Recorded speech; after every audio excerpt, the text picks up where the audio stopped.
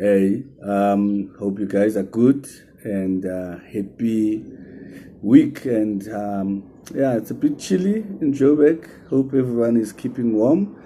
Well, I want to talk briefly about something that we hardly, really talk about, or we face or we confront, genuinely in the manner in which we carry ourselves in a relationship, and that is competing with your spouse. And there's nothing wrong. Let me put it that up front now. There's nothing wrong with competing with your spouse if the competition is healthy and is transparent and also is beneficial to everyone. But also, it's always good when we compete in a relationship to compete knowing that I'm competing with you. Because it's one thing for me to compete with you while you are not even aware that you are in competition. Imagine, and I love doing this sometimes when I drive, driving next to those German fast cars. And out of nowhere, you're standing at a traffic light and the traffic goes green. And then I start flying. And the next person doesn't even know that we are in a competition. And obviously, that is not fair. And it's an unfair competition. So I just want to give quickly a few things, 5 or 7 things that can, be a sign that you are in competition with your partner. And maybe in the next video, I'll talk about how to do away with those things. The first one is if you fight with your partner, verbally, even physically, others, they do as if there's a trophy to win. There are people who fight so fiercely such that you would swear that there's $1 million, at the finish line. You fight like there's no tomorrow. You fight like, you don't care anymore about each other. So when there is that, it means that you are competing with your partner.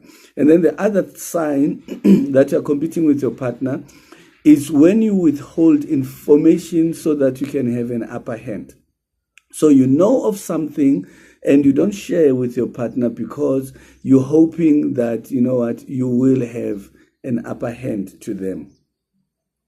Understand? Then that becomes a problem in that relationship, because it means now that you guys are in competition and that competition is unhealthy when it's like that. And then the other point is you can't now all of a sudden, while you are in a relationship, you find yourself not having a reason to celebrate each other. So if I win, if I achieve something, it's something that should make you also proud.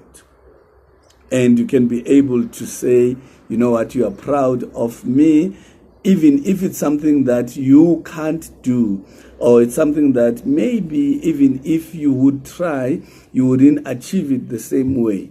Then it means that you are in competition if you start now seeing my achievements as a threat to you. Okay, and then number 4, you can't compromise. It's always about you. It means that you are in competition, because if there is a point where we have to, compromise something, but for Wena, it's always about you winning. It's about you, getting the final say. That means you are competing with your partner, and that is not healthy. And number 5, you try to do anything possible to make your partner jealous.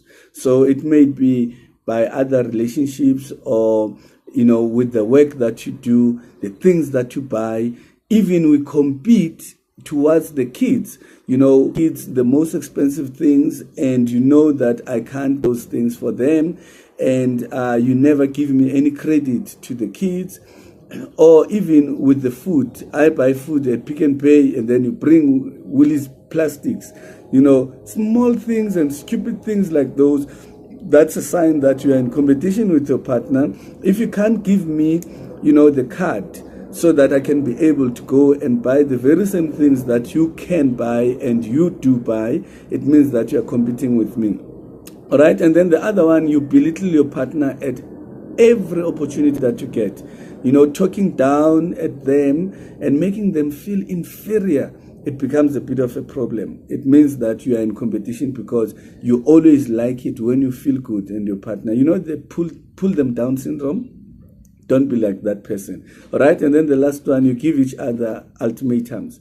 When you give each other ultimatums, you do this or that becomes a bit of a problem. It becomes an issue because now it means that your partner is not at liberty to do certain things because they've been known.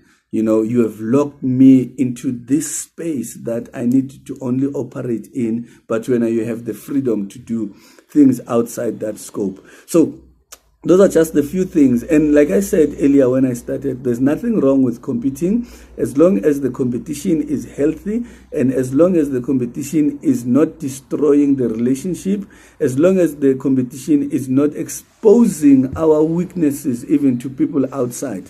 So some of us, we find ourselves that we're fighting demons outside the relationship, but we also have demons that are inside the relationship because we're fighting ourselves silently. And, we compete on small things. Sometimes your partner is not even aware that you're competing. Just because your partner, bought a car, it's a different story altogether how your partner managed to buy a car without you knowing. But if your partner buys a car and then all of a sudden you want to change your car and have a different car and all that. So compete, but in a healthy way, in a progressive way, and in a way that builds the relationship. You have a good day, and I hope you'll be productive in everything that you do. God bless you. I'm Pastor X, and I'm out.